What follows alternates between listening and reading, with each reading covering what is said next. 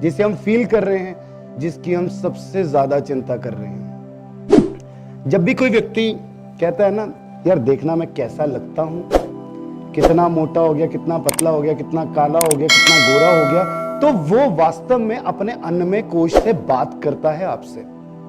उसके बाद दूसरा होता है प्राणमय कोश, जो हमारी एनर्जी है, एनर्जी बॉडी, जिसमें कुंडलिनी और हमारे 7 चक्रास स्थित होते हैं, जो हमें एनर्जी देती है। यहां बैठने की एनर्जी, काम करने की एनर्जी, चलने की एनर्जी।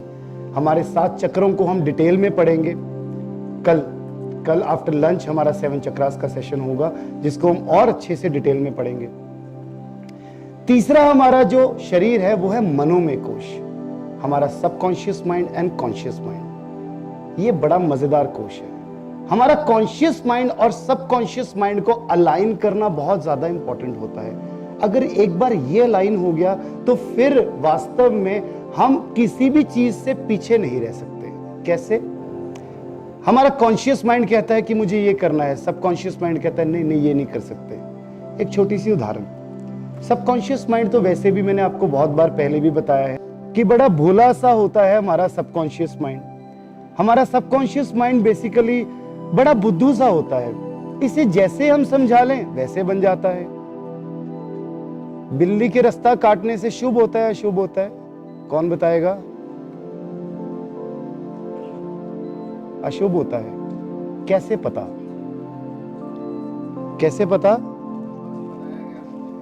बचपन से बताया गया, सबकॉन्शियस में फीड किया गया अशुभ होता है। तो जब जब बिल्ली रास्ता काटेगी कुछ ना कुछ अशुभ होगा, अदरवाइज ऐसी कोई दिक्कत है ही नहीं। हमारे सबकॉन्शियस में उस चीज को फीड किया गया। कॉन्शियस माइंड कहता है कि ये काम कर ले, सबकॉन्शियस कहता है बिल्ली रास्ता काट गई थी, बुरा होगा, और वो बुरा हो जाता है। Subconscious mind and conscious mind, इन दोनों चीजों की अलाइनमेंट बहुत ज्यादा इंपॉर्टेंट है।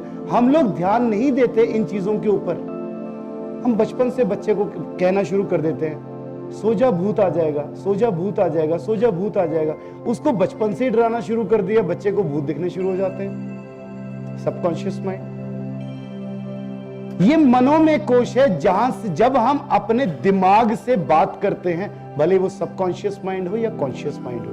जब मैं आपसे कोई क्वेश्चन पूछूंगा, जब आप अपने दिमाग से उसका आंसर दोगे, भले कॉन्शियसली और विद सबकॉन्शियस, इट इज मनोमय कोश। उसके बाद आ जाता है विज्ञानमय कोश। विज्ञानमय कोश है हमारा इंट्यूशन लेवल। ये इंट्यूशन लेवल क्या होता है? अब विज्ञानमय कोश बेसिकली गवर्न करता है उस कोश को या उस इंट्यूशन को जो हमें कहीं और से आती है। सबकॉन्शियस माइंड में हमारे अंदर फीड है चीजें, कॉन्शियस माइंड में कॉन्शियस माइंड हमारा क्लियर है, सबकॉन्शियस माइंड हमारा क्लियर है। जब ये दोनों चीजें क्लियर हो गई, तब जाकर एक व्यक्ति इंट्यूशन तक पहुंच सकता है। जब दिमाग में कीचड़ है, कचरा है, दिमाग हमारा क्लटर हुआ है, तब तक आप इंट्यूशन डेवलपमेंट तक पहुंच ही नहीं सकते। जितना मर्जी जोर लगा लो कि आपको इंट्यूशन डेवलप करनी है, अगर आपके दिमाग में क्लटर नहीं रिमूव हुआ, अगर आपने चीजों को दिमाग से नहीं निकाला, खाली नहीं किया, तब तक इंट्यूशंस आएंगी नहीं। अगर मैं आपसे कोई सवाल पूछूं या बिना सवाल पूछे आपके अंदर से इंट्यूशन आए कि सर ऐसा होगा, वो होती है हमारी इंट्यूटिव बॉडी। जैसे कि हम लोग कई बार घर से निकलते बोल देते हैं ना, आज ऐसा होगा, और वो हो जाता है। ना तो सबकॉन्शियस माइंड ने काम किया, ना कॉन्शियस माइंड ने, वो हो गया। वो हमारी इंट्यूशन बॉडी है, बेसिकली हमारा चौथा कोश। जो व्यक्ति इंट्यूशन बॉडी को पार कर जाता है, वो आ जाता है आनंदमय कोश की स्थिति में, जिसको हम आत्मा कह देते हैं। गर्मियों में ठंडा पानी पीकर कौन कौन कहता है मेरी आत्मा तृप्त हो गई? क्या होती है वो? आनंदमय कोश। लाइट आ गई, पंखा चल गया, हाँ, आनंदमय कोश, आनंद की स्थिति।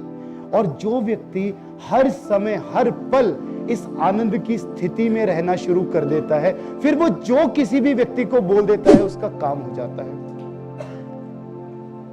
और जब आप ये आनंद की स्थिति वास्तुशास्त्र के माध्यम से लोगों की फैक्ट्रीज में, लोगों के शोरूम्स में, लोगों के होटल्स में, लोगों के रिजॉर्ट्स में कर देते हो, तो उनका काम चलना शुरू हो जाता है।